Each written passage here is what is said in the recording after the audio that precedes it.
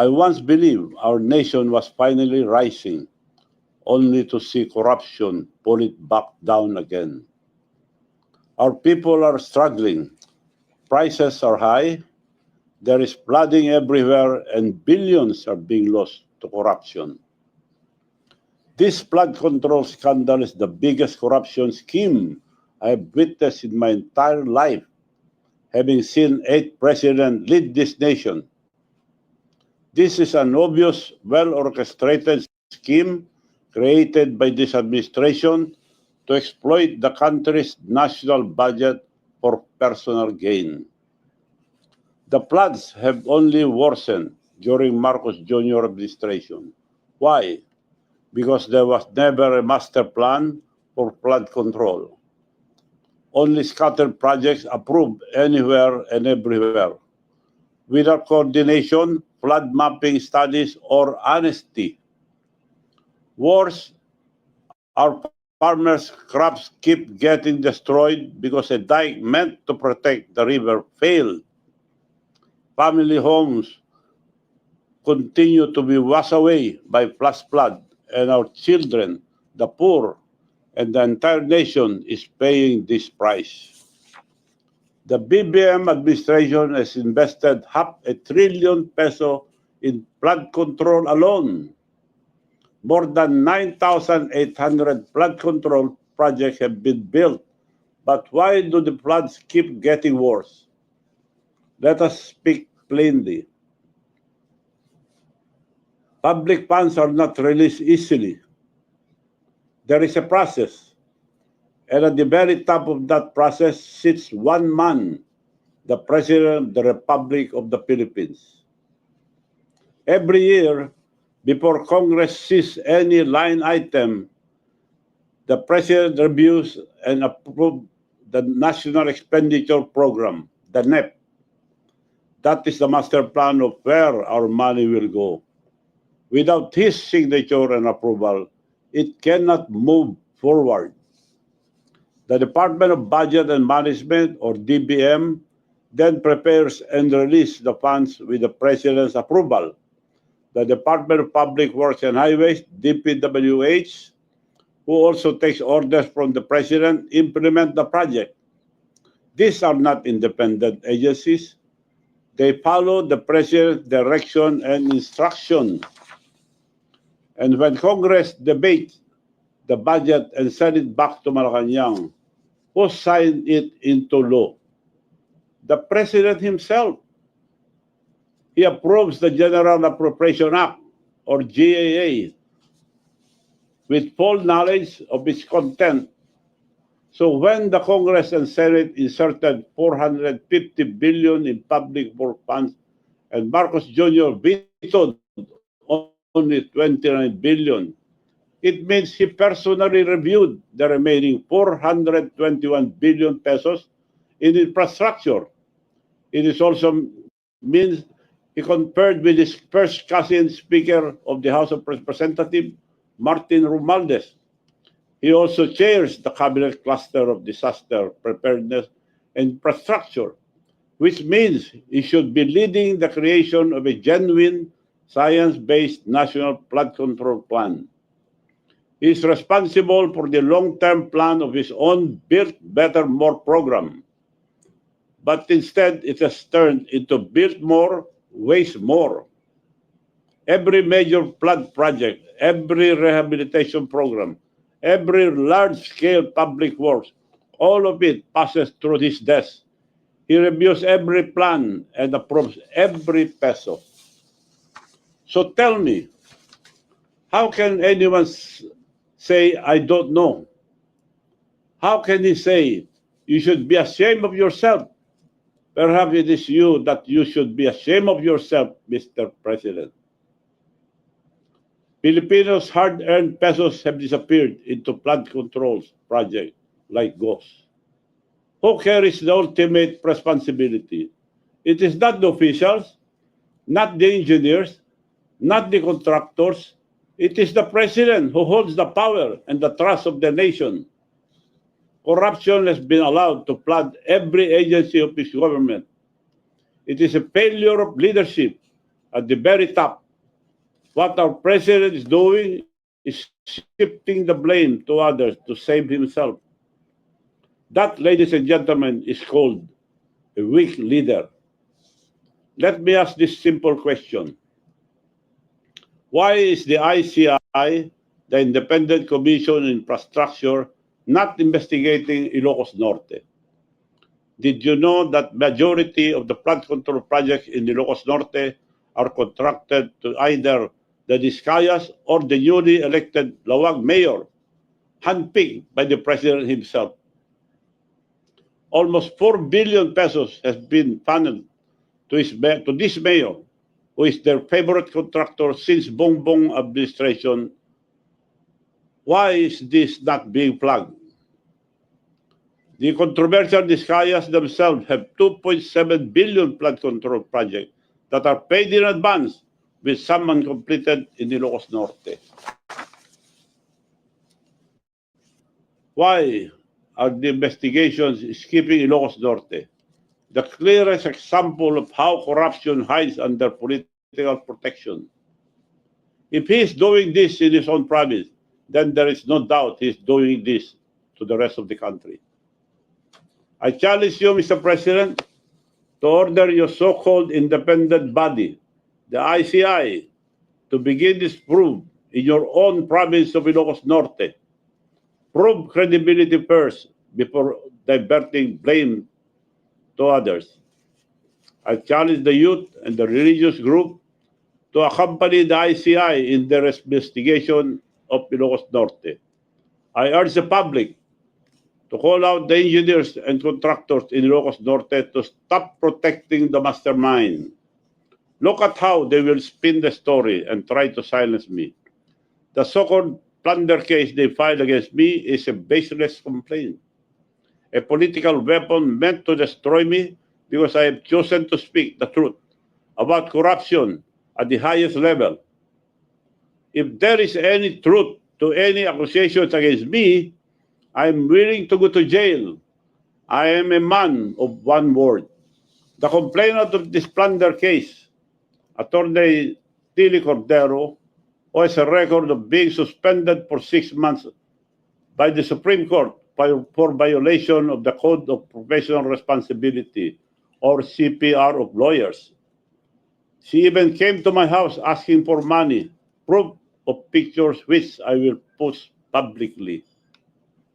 She is the first cousin of the mayor I defeated in Narvacan, Mayor Edgardo Zaragoza, the most corrupt mayor that Ilocos Sur has ever had. For 33 years that he and family were mayors, there has been no progress, no new municipal building, no new market, and barely any infrastructure except ghost project. This mayor even had ghost farmers to convert public funds to the mayor's pocket. In my barangay, Solbec alone, they appropriated 9 million pesos for the benefits of 65,000 ghost farmers, while the official registered farmers are only 80, with the whole population of Narvacan being only 44,000. I filed that case 10 years ago, but the Ombudsman has not even touched that very blatant case up to now. Why have they accepted this fake complaint against me in just one day, but not act on the real plunder case I filed against Mayor Zaragoza? This is how they operate: silence the whistleblower and protect the corrupt. They attack me because I'm not afraid to tell the truth. But take note, all their paid online troll farms and their attack dogs will never silence me. My countrymen, let us no longer be fooled. We keep trusting the same name. We are told that Ferdinand Bongbong Marcos Jr. will redeem the Marcos corruption course on the Filipinos. But look around. His government agencies are flooding with corruption. And before it blows up into his face, he used the SUNA to tell the story as if he is the hero who uncovered the mess to save himself while deflecting the blame on others. Let's not be made stupid How many times must we let the same family treat our country like their personal piggy bank? How many times must we trust the same name and expect a different result? If we truly love our country and children, then we must break this cycle. We are on the verge of exposing the biggest corruption scandal in the Philippine history. And should stop now. We should not stop now. Let us not allow the ICI, which was created by the President himself, to control or limit the investigation. Allow different groups to investigate in the ICI who will not be afraid to ask hard questions, and it should be viewed publicly for transparency. We cannot let them protect his friends and his cousins, his family, and most of all, the President himself. Now that the truth is out, we cannot wait for change. We must force it. Thus, in power will not fix this system. It must be the people. First, to our farmers and workers, demand accountability. Your fields are still flooded even after billions have been spent. Your roads keep collapsing after every storm, and your towns still sink in mud. Second, let the student lead, stand up, organize, and lead the peaceful but powerful movement. This is your future. They are stealing. Stand united. When the youth stand united as one, no power can silence them. Third, and I appeal to all politicians. Politicians should set aside ambition. Forget colors. Forget alliances. This is no longer about politics. This is about restoring the nation's honor. Those who still have integrity, speak now. History will remember the few who stood up and forget the many who stayed silent. Fourth, the police and armed forces stand with the people, not with the powerful. You swore an oath to defend the republic, not any single politician. When the people protest peacefully, please protect them. Do not prosecute them. For our mutual education, the primary provision that defines the duty of the armed forces of the Philippines under the Constitution is Section 3, Article 2, which provides, thus, civilian authority is at all times supreme over the military. The armed forces of the Philippines is the protector of the people and the state to secure the sovereignty of the state and the integrity of the national territory. Reading the above provision does not say that the AFP is the protector of the president and his government. It says protector of the people and the state. And finally, to all Filipinos, demand accountability at the top. The truth can no longer be hidden, and the people will no longer be silenced. We are not stupid. We deserve better. Our children deserve better. If we stay silent, the truth will be buried again, and our children will pay the price. This is not about politics. It is about true or sober leadership and accountability. If the president cannot face the truth and take responsibility for his failures, he must step aside for the sake of the nation. A voluntary resignation would not be a humiliation. It would be an act of dignity, a rare moment of courage that could still restore trust in our institution. Every peso diverted and every project that doesn't exist is not just a waste. It is a loss of life, loss of security, loss of dignity. I urge all of you to rise and speak and to act now so that the truth may guide our country forward. Thank you, and may God bless the Philippines.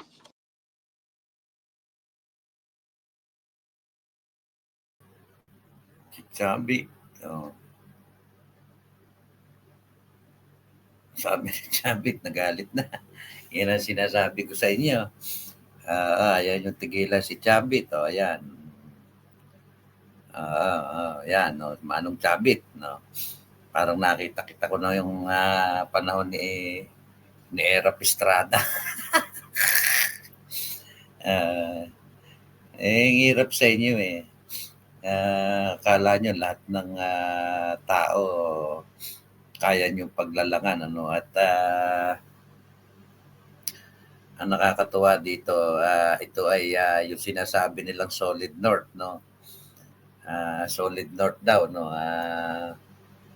Na pinagyayabang nitong mga loyalista, paano yan? Kapitbahay pa ni Bongbong Marcos at isang political ano ito, ano tawag dito, hindi ito basta-basta politiko, seasoned politician itong si Chavit Singson. Hindi ito, kung yung tatay niya, panahon pa ng tatay niya ay Chavit Singson na ito, no? At ala naman itong naging kaso na kumbaga wala naman itong conviction about corruption at ngayon ay parang kinakasuhan itong siyempre kaya nila kinakasuhan yan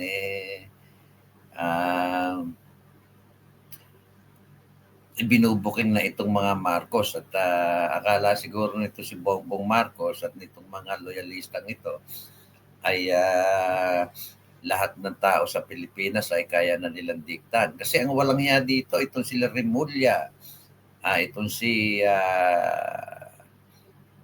itong magkapatid na Remulla, kung papansin ninyo, hawak nito si Boying Remulla, kung saan siya, ano ito, enforcer ito, itong si Remulla, siya yung enforcer nitong si Martin Romualdez at saka nito si Bongbong Marcos, no? Siya yung taga take down, no? Kumbaga ano nung kalaban, siyang taga pagpatahimik, ano, at ito namang grupo ni Romualdez at saka nila Marcos, sila yung nagnanakaw. Of course, magnanakaw itong mga ito. Pag may pumalag, ito ngayon ang taga-banat, itong grupo nila, yung magkapatid na Boying, no? At dito nga, pumalag nga si Manong Chavit, biglang kinasuhan, no? At sabi ko nga sa inyo, magkaiba kasi ang mga Duterte at saka si Chavit Singson. Iba ang pamamaraan ng pamumulitika ni Chavit Singson. Mabait siya, pero babanggitin ko ulit yung isang Iglesia ni Cristo na yun yung pagkakaalam ko sa Iglesia ni Cristo, no? Base sa aking experience dito ay mababait itong mga ito, kaya lang itong mga ito lumalaban like yung Iglesia ni Cristo. Pag sinampal mo yan, sasampalin ka rin ng mga yan, pero hindi sila nangunguna na manampal. Kumbaga, doon lang sila sa tama. Nakita nyo naman si Senador Marcoleta at si Chavit Singson, ganyan ang pag-uugali niyan. Hindi mo yan kayang hindi naman siya nananakot, pero hindi mo siya pwedeng takutin at lalabanan ka. Meron na nga kumbaga, president ba yan, yung panahon ni Erap Estrada, nakita mo, nung babanatan siya nung panahon ni Estrada, anong ginawa niya? Di ba, lumaban siya at so far, nanalo naman siya.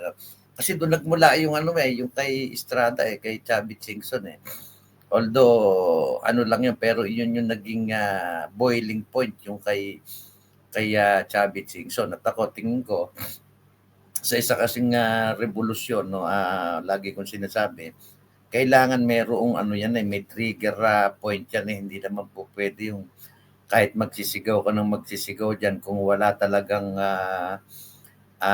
naninindigan na isang parang kumbaga pinakaano mo, hindi talaga magtatagumpayan, no?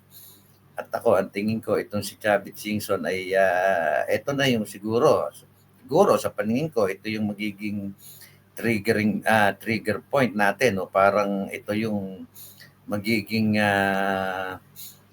parang hindi naman pinuno kung hindi siya yung kasi ang revolusyon kasi kailangan may ano may tumayo na isa para doon kayo lahat magsasama-sama doon sa nakatayong kung sino man yung tatayo. Sa mga Duterte kasi puro sila legal puro sila dinadaan nila sa legal hindi naman kasi po pwede na kasi nga kita niyo naman ang inaabot, nakikidnap, natidemanda. Hindi kasi linya nitong mga Duterte yung basta sila parati silang dun sa legal system, no? Hindi ko naman sinasabing yung kay Chavitay illegal, pero yun yung sinasabi ko na kung ano yung